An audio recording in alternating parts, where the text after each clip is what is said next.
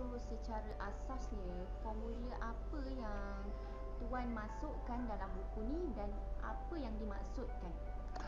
Okey, dalam buku ini kita memberi satu equation.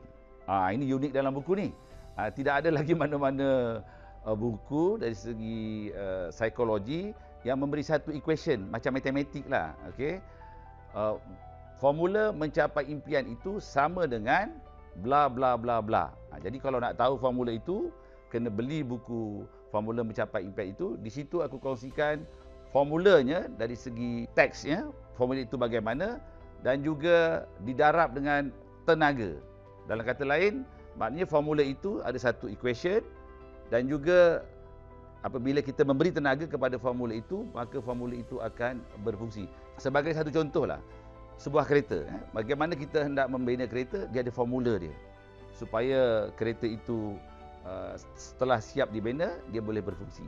Dan setelah siap, kita kena memberi tenaga supaya kereta itu boleh bergerak. Okey, tanpa tenaga maka kereta itu tidak boleh bergerak.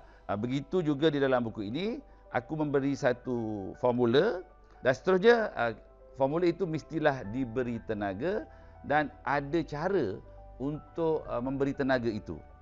Ada starter dia, ada start button dia. Setelah kita start, maka formula itu akan berfungsi. Okey, penerangan yang lebih jelas begini.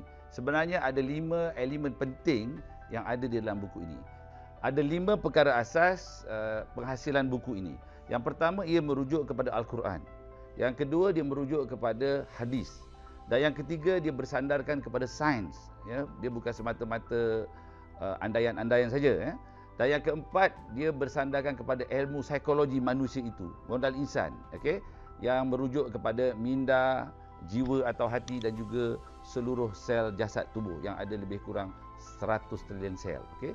Dan yang kelima, dia merujuk kepada pengalaman yang aku lalui sendiri selama 22 tahun berkecimpung dalam bidang bisnes secara real. Dan formula tadi, equation itu tadi, dia ada step-step dia untuk kita masukkan ke dalam tubuh seorang usahawan itu. Okay? Contohnya, step dia ada 5. Yang pertama, of course, kita ada formula itu ataupun dia punya software dia, okey, program dia. Dan yang seterusnya, bagaimana kita nak download program itu ke dalam tubuh kita untuk masukkan itu. Ada proses dia diterangkan di dalam buku ini. Dan yang ketiga, setelah kita masukkan, mestilah ada button. Di mana button untuk kita onkan formula itu supaya dia run di dalam tubuh kita. Kalau dalam komputer dia run. Dan yang keempat, seterusnya bagaimana pula untuk kita memberi tenaga dan memaksimumkan tenaga.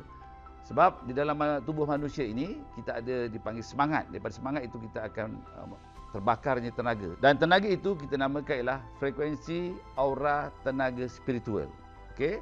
Dan seterusnya setelah kita hidupkan dan kita kuatkan tenaga itu.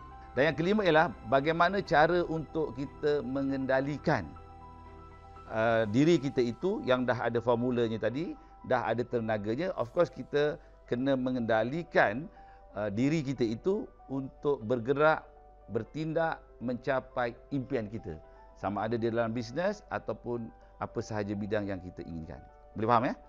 Okey, saya